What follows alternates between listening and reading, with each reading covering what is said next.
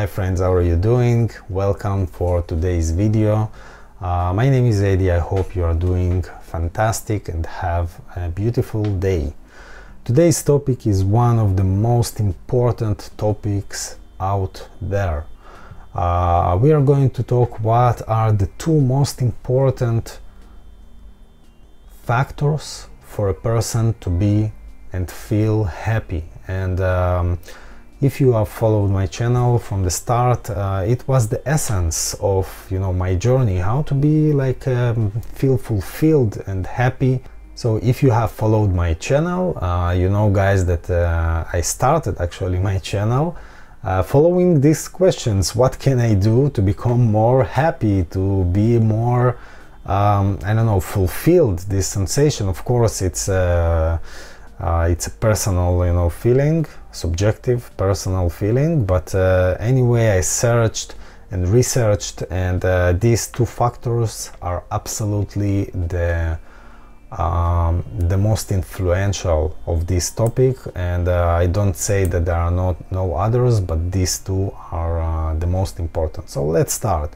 The first one is having the perception, all right, that life is fair. I have met so many people, so many that in one way or another don't feel that their life has been fair. They in a very low state of awareness. That means that they are the victim.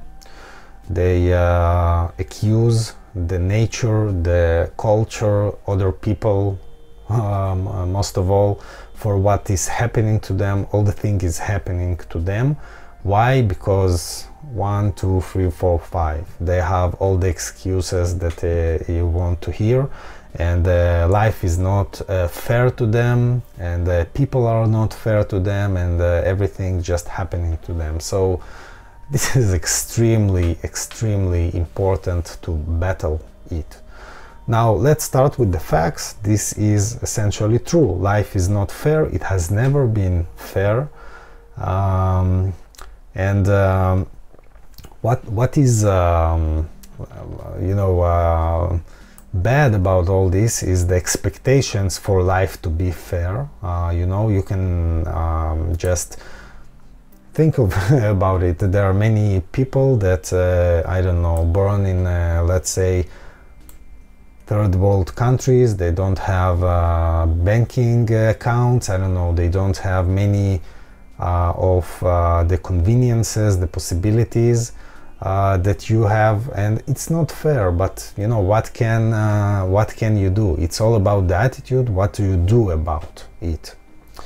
And if you take it to this side of being a victim, this is a very dangerous place to be. So for example, let's take example, if you have a family member, a neighbor, or a friend, especially if you have something in common, you live in the same neighborhood, work for the same company,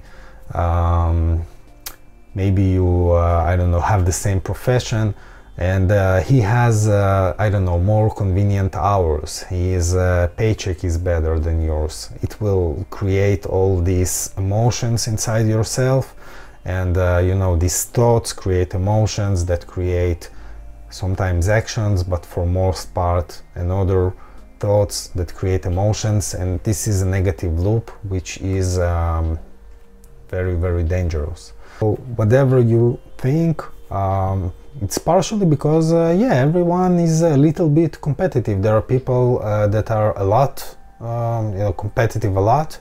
There are people that not so competitive, but usually this is what driving it, this sense of fairness. And while you don't feel that life has been fair to you, it is very difficult to be happy. It is very dangerous. So the good news is that it is all in your mind, and it is very possible to just flip and debunk it, and just not be that grumpy man that that is not very likable. How do you do this? So our mindset, which is the most important thing here, is emotions and thoughts coming in, and they can be positive, then can be negative. So eliminate the negative one. From my experience, what helped me a lot and still does is to think about people, that everyone is different. It is true, therefore it's very easy to connect with it. All the people are different. Your circumstances are very, very different from another person's. They are, and that is why your situation is not the same, and there is why the same employer and I don't know, whatever, life should not treat you the same way. If you think about this competition and take it to compete with yourself, it is much healthier place, much healthier. So take this energy, this anger to compete with yourself in order to progress yourself, your mindset, so you don't put the negative thoughts inside. Think of yourself, he deserves what he deserves, I am actually happy for him. Try to be happy for other people, and don't compare them to yourself. Only compare yourself with yourself in different timestamps. It's even better.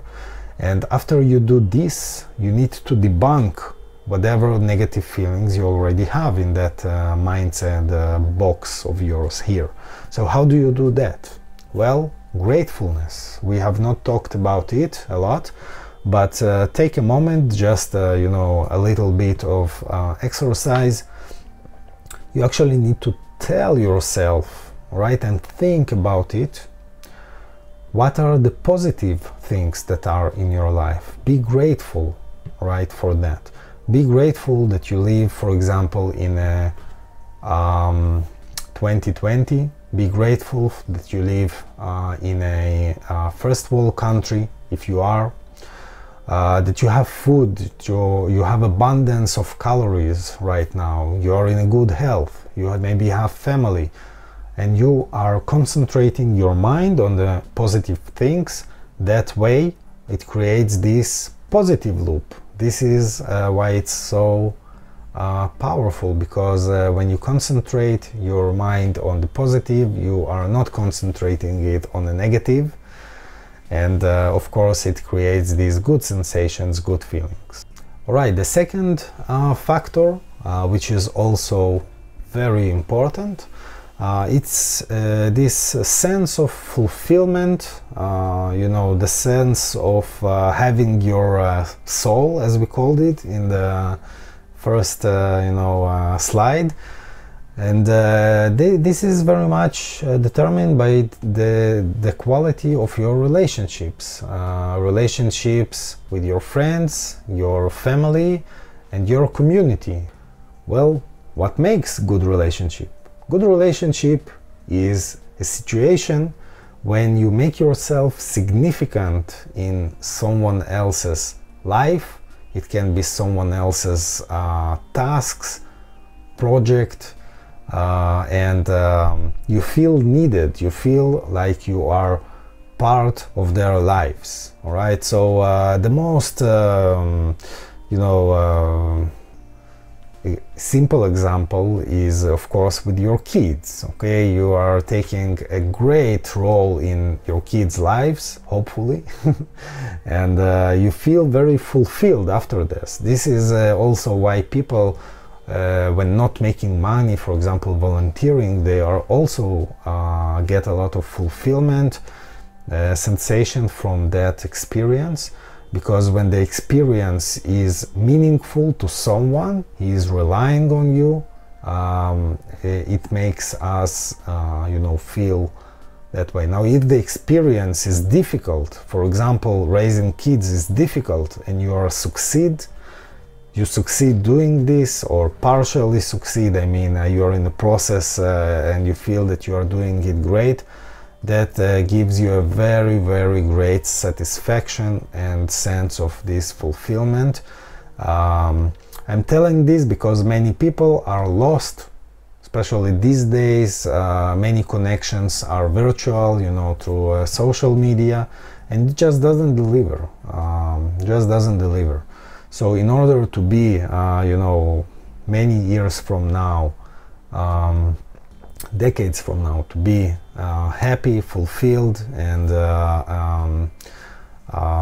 really, you know, look back and say that you lived your life well, these are the two most important, you know, stuff, and they are both necessary.